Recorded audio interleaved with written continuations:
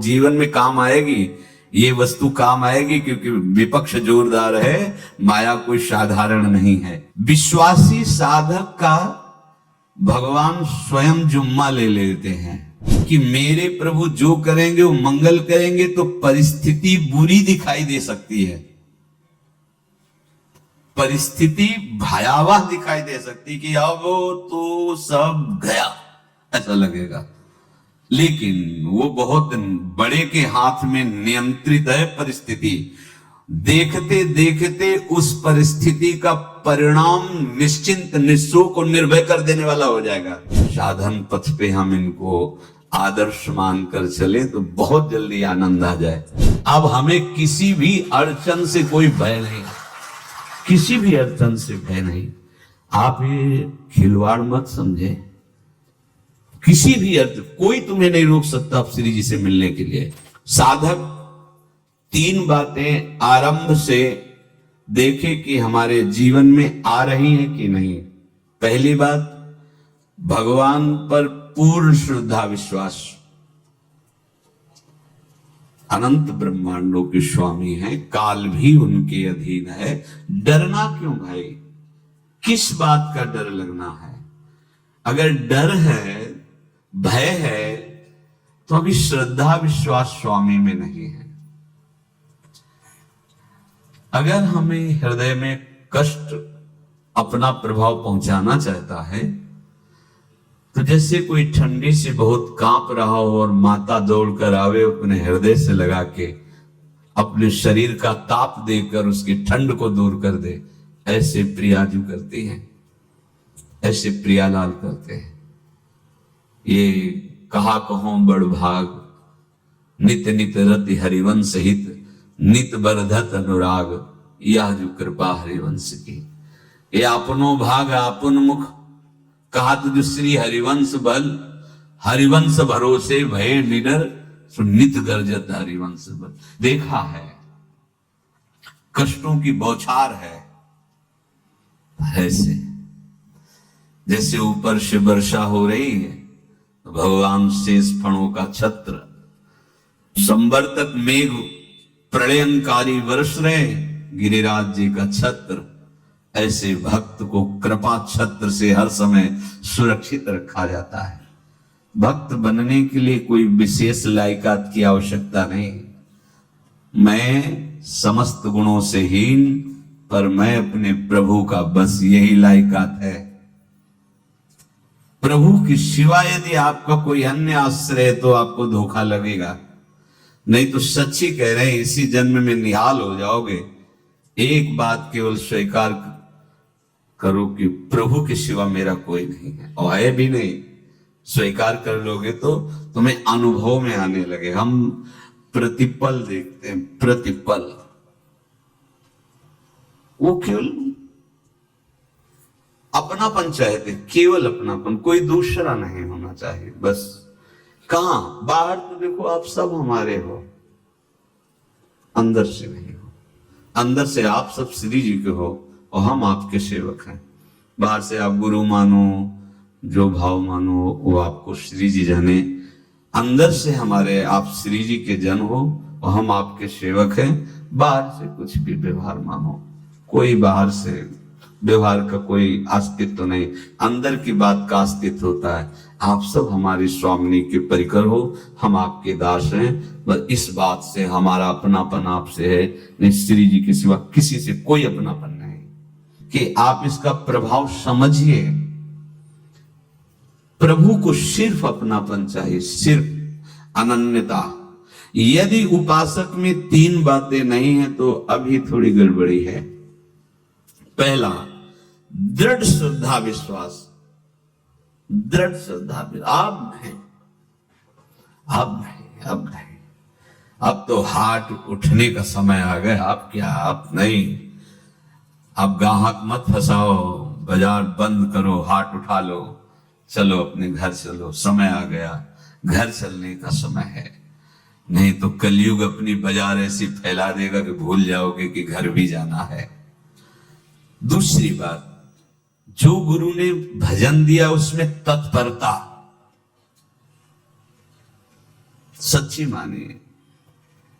जीवन भर कभी इस प्रमाद को गुरु कृपा से आने का अवसर नहीं दिया गया कि चैन से सोए हों और चैन से खाए हों। पूरे जीवन में कभी सुविधाओं को स्वीकार नहीं हुआ, पर साधन मार्ग में कभी भी शिथिलता नहीं हुई, तत्परता है।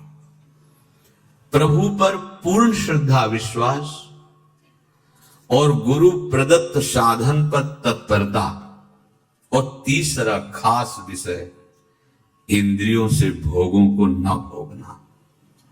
तब ये जो रंग है परमार्थ का, तब अब 2-4 माला की मनमानी आचरण की कहते हैं हमें भगवदानंद की स्फूर्ति नहीं होती। आपने रास्ता रखा है भगवदानंद का, बाजार लगाए बैठे हो अंदर हृदय में अन्य आसों की, अन्य भोगों की, अन्य चाहों की, अन्य मान्यताओं की। अरे खाली करो, ये सब माया का खेल है। एकमात्र प्रभु, बस जब ठन जाएगी ये बात।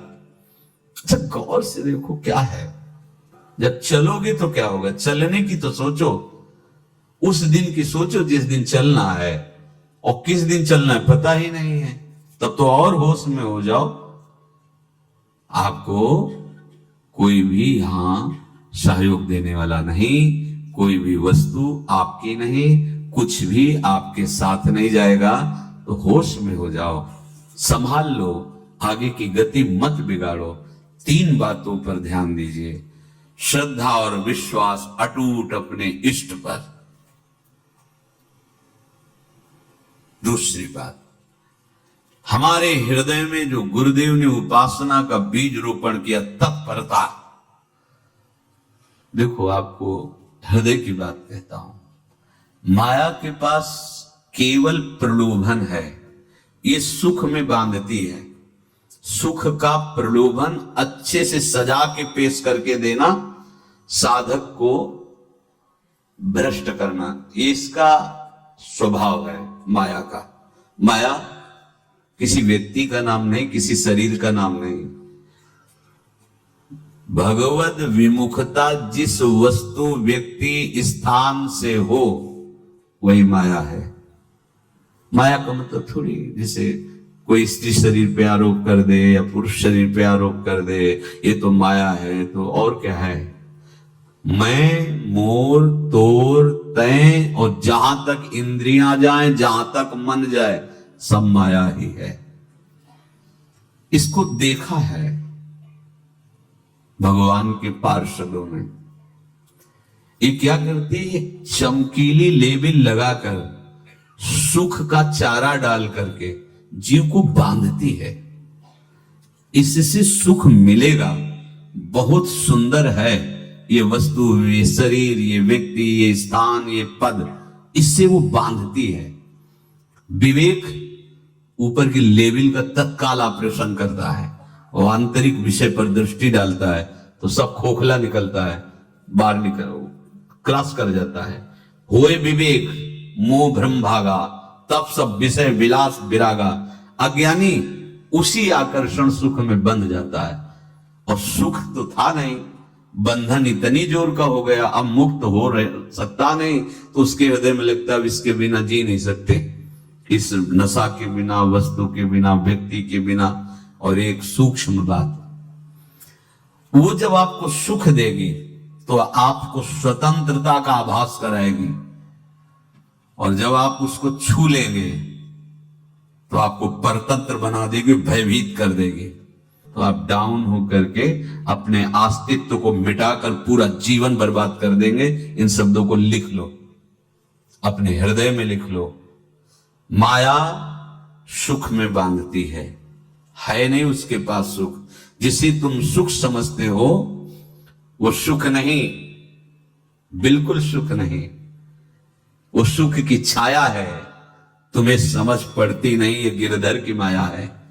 उस सुख का बंधन, आप देखो कुछ भी क्रिया करते हो माया जनित तो प्रलोभन होता, सुख मिलेगा, और जिस समय सुख मिलने के लिए आप लालायित हुए उस समय सुख भोगने की स्वतंत्रता आपको दे देगी। लो, आप समझ रहे हैं स्वतंत्र स्वामी होकर सुख भोग रहे हैं? नहीं, अब भोग लिए ना, अब गुलामी, उसकी सहो। अब तुम्हें वैराग्य हो रहा कि मैं नहीं भोगूंगा, तो उसकी दृष्टि बदलेगी। समझ रहे हो? अब आप अपने आप को पूरे शरणागत कर दिए। हर तरह से तुम्हें बांध करके भगवत विमुख करके नष्ट कर देगी। ये बात अच्छे से समझ लो, अच्छे से। इस सुख का प्रलोभन देकर बांधती सुख है नहीं, क्योंकि आप उपासक हो। जब सुख में उतरोगे तो कितने दिन फिर आपको घृणा होगी कि अरे धिक्कार हमारे जीवन, फिर लौटने का चांस नहीं रहेगा। ध्यान से सुन लो, लौटने का चांस नहीं देगी माया। तुम्हारी ऐसी आंतरिक कमजोरी हो जाएगी, ऐसी वृत्तियां कमजोर हो जाएंगी कि तुम उस माया के इशारे पर नाचोगे, उसके विपरीत तुम बोलने की भी ताकत नहीं रख सकते। मान लीजिए, विषय चुगा जिन चुगे, कछुक चुगत सुख होए, फिर जो फांसी ऐसी लगे तेसम दुख न को। ये अनुभवी महापुरुष रसिक शेखर श्री ध्रुवदास जी महाराज कह रहे हैं। तो तीसरी बात का संयतेंद्रिय, दृढ़ श्रद्धा विश्वास भगवान पर, गुरु प्रदत्त प्रबल साधना में तत्परता, और इंद्रियों की गुलामी कभी स्वीकार न करना। जीवन में ध्यान रखा जाए, केवल प्राण पोषण शरीर के निर्वाह के लिए जो निरपेक्ष भाव से मिले उसे स्वीकार करो, अन्यथा ये प्रलोभन सुख का देकर माया तुम्हें बांध लेगी और फिर तुम्हें अधीन कर लेगी। कितने से मार्ग में उत्साहित होकर चलते हैं, पर गुरु कृपा पात्र ना होने के कारण, चतुर खिलाड़ी ना होने के कारण वो प्रलोभन में फंस जाते हो। फंस गए तो फिर मछली का कांटा जानते हो, ऐसे अब वो चाहे जितना हिले डुले वो कांटा नहीं निकल सकता। अब तो उसको मरना ही पड़ेगा। ये जन्म बर्बाद ना हो, आप सबसे प्रार्थना है। बहुत ही अपने घर की जैसी बात होती है। इसका कार्य है माया का सुख में बांधना, सुख के प्रलोभन से, और आपको सुख भोगने के लिए स्वतंत्रता देना। आप उस स्वतंत्रता से सुख भोगे कि न जाने कितने जन्मों की परतंत्रता तुमने स्वीकार कर ली। अगर इस रहस्य को जान जाओगे तो डरोगे। ये डरे डर हरिवंश हित। श्वास जैसे मनुष्य स्वाभाविक लेता है, खाते पीते सोते चलते उठते बैठते बात करते हंसते, सब अवस्थाओं में आप श्वास नहीं लेते, स्वाभाविक आ जा रही है। ऐसे ही श्वास प्रश्वास अपने आराध्य देव के स्मरण का अभ्यास बना लो। अभ्यास योग युक्तेन चेतसा नान्यगामिना। और जैसे तनिक भी श्वास रुकी तो घबराहट, बेचैनी, परेशानी आ जाती है, ऐसे ही श्वास प्रश्वास यदि नाम से खाली जाने लगे तो घबराहट, परेशानी, जलन पैदा होनी चाहिए। तब आप उपासक माने जाएंगे। क्या ऐसा हो रहा है? क्या हृदय की ऐसी स्थिति है तो धन्यवाद, नहीं है तो इसी के प्राप्त करने के लिए प्रियाजू ने हमें अपने मार्ग में घसीटा है, चाहे वो गृहस्थ हो चाहे वो विरक्त हो। यदि श्वास प्रश्वास में नाम न हुआ तो तुम्हें घबराहट होनी चाहिए। भूरी सखी जी कहते हैं कि मेरे जी में बड़ी घबराहट होती है, ऐसी जी घबराहट। भूरी सखी जी कह रहे हैं, श्वास नाम दो बिलक चलत है, इनको भेद न मोको भावे। मुझे बहुत घबराहट पैदा हो रही। प्रिया जो से कह रहे हैं कि श्वास प्रश्वास में नाम का क्रम नहीं बन पा रहा, टूट रहा है, मुझे ऐसा अच्छा नहीं लग रहा। आप कृपा करो प्रियाजू, श्वास ही नाम, नाम ही श्वासा, नाम श्वास को भेद मिटावे। प्रियाजू ऐसी कृपा कर दो, श्वास प्रश्वास आपका नाम चलता रहे। ये बात प्रवचन ना मान करके जीवन मान लीजिए। जैसे हमारी श्वास प्रश्वास उठते बैठते चलते फिरते खाते पीते स्वाभाविक चलती है, हम ऐसा अभ्यास नाम का करें कि ऐसे चले।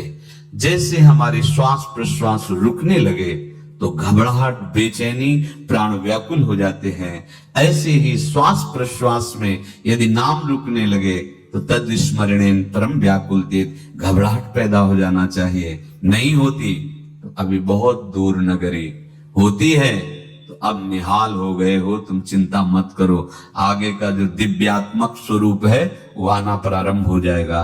रोम रोम रग रग बोले तब कुछ स्वाद नाम को पावे, यही सारा वैभव प्रकाशित हो जाता है। जहां तक हो सके किसी भी अनर्थ के हटाने का तुम प्रयास और चिंता मत करो। बहुत अनुभव की बात है।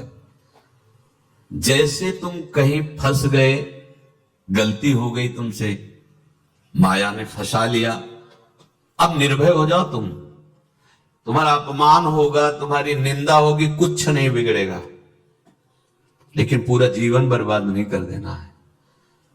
प्रभु के भरोसे हो जाओ कि यदि आपको अपमान और निंदा करवानी तो करवाओ, पर अब लो नसानी अब ना न सही, अब मैंने समझ गया, अब आगे बढ़ूंगा, नहीं रुकूंगा। कुछ भी हो जाए, प्राण चले जाए, सभा में अपमान हो जाए, तो भी मैं रुकने वाला नहीं। समझ रहे? प्राप्त अनर्थ की निवृत्ति की चिंता में नहीं रहना तुम्हें। अगर तुमसे अनर्थ हो भी गया है तो तत्काल आगे बढ़ो। तुम्हारा इष्ट वो तो जान रहा है ना, तो पकड़ो उसी को। आप जान रहे थे मैं फिसल रहा था, आपने नहीं रोका ना, चलो अब आपके ऊपर है। आप चाहे अपमान करवाओ, चाहे निंदा करवाओ, चाहे आप हमारा ये शरीर छुड़वा दो, अब मैं आपको छोड़ने वाला नहीं। बिल्कुल ये बात पकड़ लेना। ये जीवन में कई बार ऐसे अवसर आते हैं जहां हमारी भक्ति को बाधित करने के लिए माया ऐसे कांटे फैला देती है और हम असमर्थ हो जाते हैं, हम दब जाते हैं। कुछ गड़बड़ नहीं होगा, मृत्यु से ज्यादा कुछ गड़बड़ होने वाला नहीं। जो गड़बड़ हो गया अब दोबारा होगा नहीं, और उसमें हम दबेंगे नहीं, हम उसे क्रॉस करके आगे बढ़ेंगे भगवत मार्ग। कुछ नहीं होगा, विश्वास करना। वो ऐसे फूल जैसा निकाल के तुम्हें अलग कर देंगे। विश्वास रखना, विश्वास रखना। इस बात पर हम जोर दे के कह रहे हैं, नहीं फंस जाओगे, फंस जाओगे। कभी इष्ट गुरु से छुपाव मत करना कि अगर ये जान गए तो। नहीं, जानो, तुम जानो। क्यों जाने? गलती तो तूने की। अगर हमारी गलती है तो आपकी भी गलती है। कैसे? छोटा बालक जब गिरता है, मां दौड़ के उठाने जाती है ना, तो पहला रोष दृष्टि उसकी मां की होती है। अब तो उठा रहे हो, और जब गिरने जा रहे थे तब क्यों दृष्टि नहीं डाली? अगर पकड़ लेती तो गिरता ही क्यों नहीं?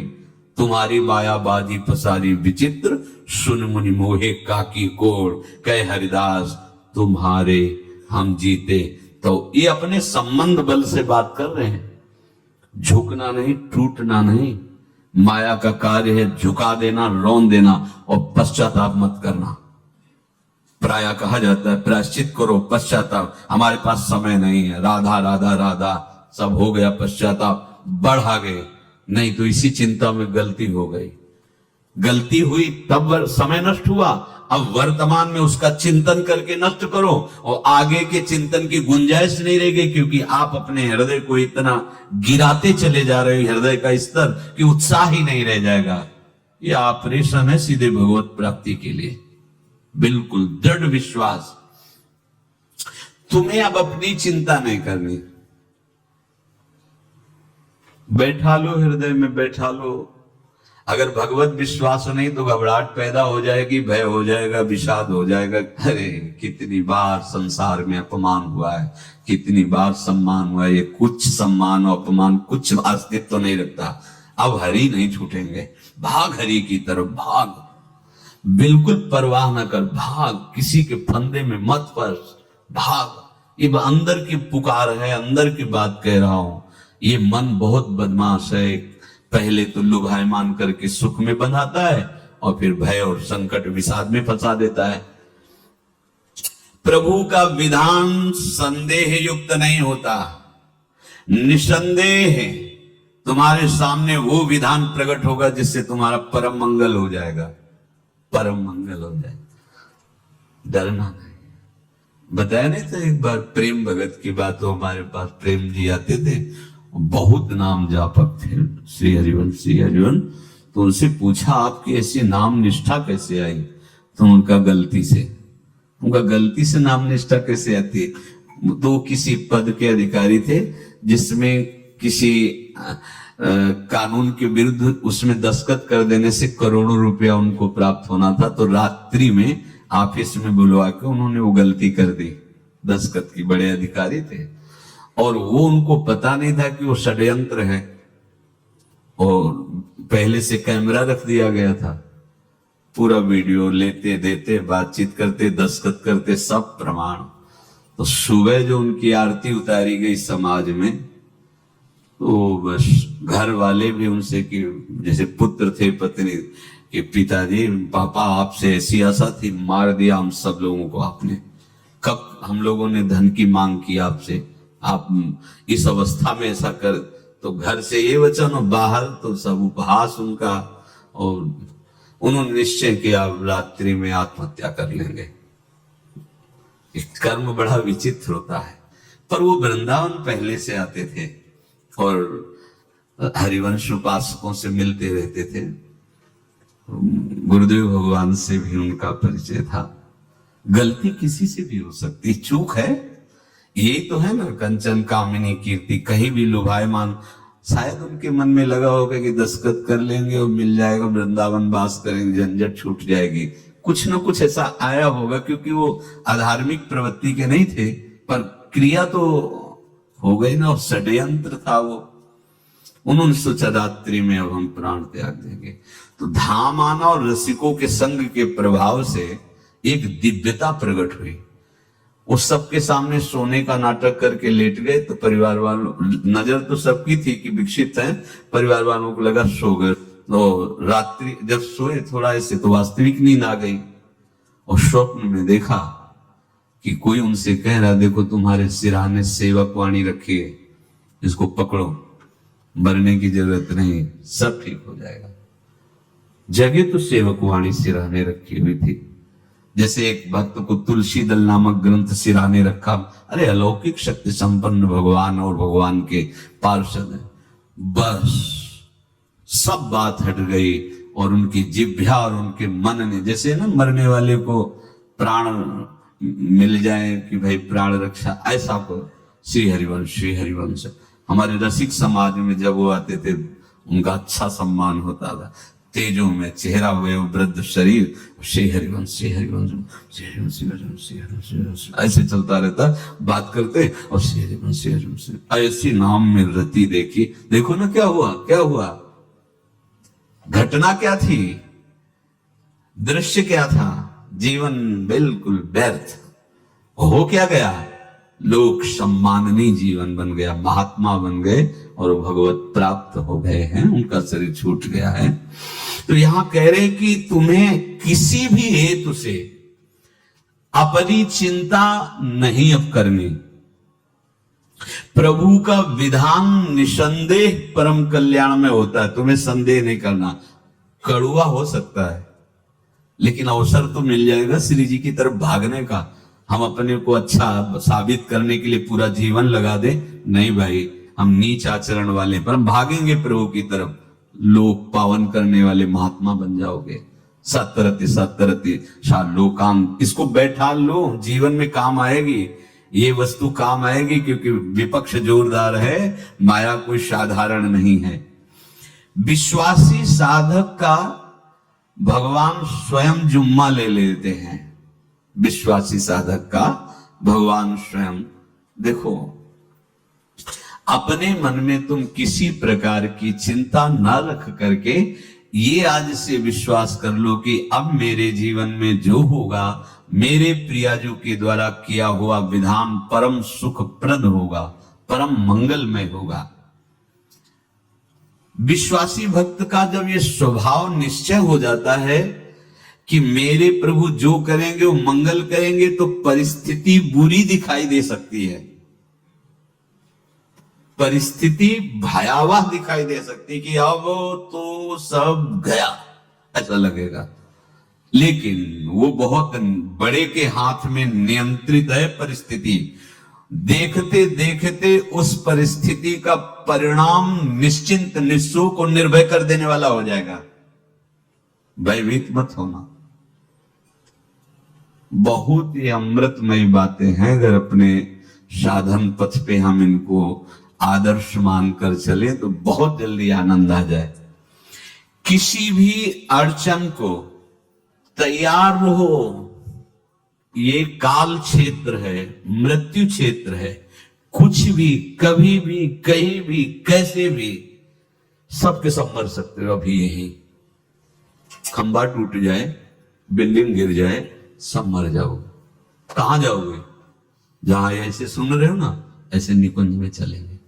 अब हमें किसी भी अड़चन से कोई भय नहीं, किसी भी अड़चन से भय नहीं। आप ये खिलवाड़ मत समझे। किसी भी अड़चन, कोई तुम्हें नहीं रोक सकता आप श्री जी से मिलने के लिए। ये आगंतुक भय एक स्वाभाविक होता है। जैसे पूज्य श्री मंगनानंद जी सरकार सेनपुर, बहुत उच्च कोटि के ब्रह्म लीन महापुरुष, तो एक चौकी पर ऐसे बैठे हुए थे और बहुत से ऐसे संतजन परमहंस सब बैठे हुए थे और ब्रह्म चिंतन के विषय में चर्चा चल रही थी। तो एक संत आगंतुक वृंद आए ऐसे गंगा किनारे। तो उस समय स्वामी जी कह रहे थे मंगनानंद जी कि एक होता है विचार भय, वो संतों में कभी नहीं होता है, और एक होता है तात्कालिक भय, वो सबको व्याप्त हो जाता है। तो उन्होंने कहा कि स्वामी जी, वैसे हम आपका आदर करते, लेकिन इस बात पर हमारा मतलब मन नहीं बैठ पा रहा है कि जो ब्रह्म स्वरूप को जान गया उसको विचार भय तो होगा ही नहीं, लेकिन स्वाभाविक भय कैसा हो सकता है? तो सिद्ध पुरुष थे। उनका स्वामी जी बैठो, प्रसंग पूरा होने के बाद फिर आपका उत्तर हो जाएगा। ऐसे चौकी लगाई, बैठे, और बैठे थे बट वृक्ष के नीचे। तो एक जैसे बाज है, गीद पक्षी है, उस समय तो वो संध्या का समय था, आके ऐसे जे भी बैठा तो खरबर खरबर वो डाल, तुम महाराज चौकी के नीचे हो गए, जो गंगा किनारे से आए थे ना। तो कहा स्वामी जी, ये विचार भय है या स्वाभाविक भय है, या आपको ब्रह्म चिंतन या ब्रह्म बोध नहीं? तो हंस दिए, बोले उत्तर मिल गया। ये स्वाभाविक, जैसे अभी बंदर चीख दे तो सब घबरा जाओगे ना, विचार भय नहीं है ये आगंतुक स्वाभाविक भय। भय विचार भय कि अब जो है ऐसा होगा, ऐसा हो सकता है, नहीं नहीं। वो वही प्रसंग चल रहा है, भगवान प्रमाण देते चले जा रहे हैं। देखो, कोई भी भय, कोई भी अड़चन अब तुम्हारा अमंगल नहीं कर सकती, पक्का मान लीजिए। डरो मत। देखो, इसमें इसीलिए प्राणों की बाजी लगा के